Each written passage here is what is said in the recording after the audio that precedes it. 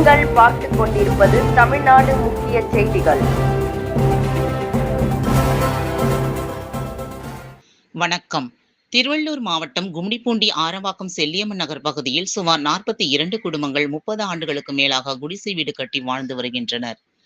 இவர்களுக்கு அரசு சார்பில் ஆதார், வாக்காளர் அட்டை, குடும்ப அட்டை ஆகியவைகள் வழங்கப்பட்ட நிலையில் அவர்கள் வசித்து வரும் வீட்டிற்கு மட்டும் இந்நாள் வரைக்கும் இலவச வீட்டுமனை பட்டா வழங்கப்படவில்லை என அப்பகுதி மக்கள் குற்றம் சாட்டுகின்றனர்.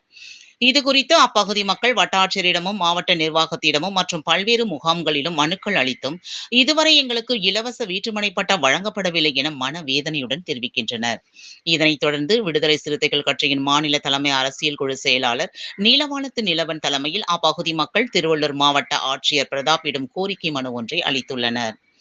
பின்னர் செய்தியாளர்களை சந்தித்த நீலவானத்து நிலவன் தெரிவிக்கையில் 30 ஆண்டுகளுக்கு மேலாக வாழ்ந்து வரும் அப்பகுதி மக்களுக்கு இலவச வீட்டுமனை பட்டா வழங்காததால் அரசு வழங்கப்படும் இலவச தொகுப்பு வீடுகள், குடிசை வீடுகளுக்கு மின் இணைப்புகள், வங்கிக் கடன்கள் ஆகியவற்றை பெறுவதில் மிகவும் சிரமம் உள்ளதாகவும், முக்கியமாக பள்ளி மாணவர்கள், கல்லூரி மாணவர்கள் இரவு நேரங்களில் வீட்டில் அமர்ந்து பாடம் படிக்க முடியாமல் மிகவும் அவதிப்படுவதாகவும், இதனை தமிழ்நாடு அரசு மற்றும் மாவட்ட நிர்வாக அதிகாரிகள் தலையிட்டு அந்த மக்கள் வசித்து வரும் பகுதிக்கு நேரில் சென்று ஆய்வு மேற்கொண்டு அங்குள்ள ஏழை மக்களுக்கு இலவச வீட்டுமனை பட்டா வழங்க வேண்டும் என தெரிவித்தார்.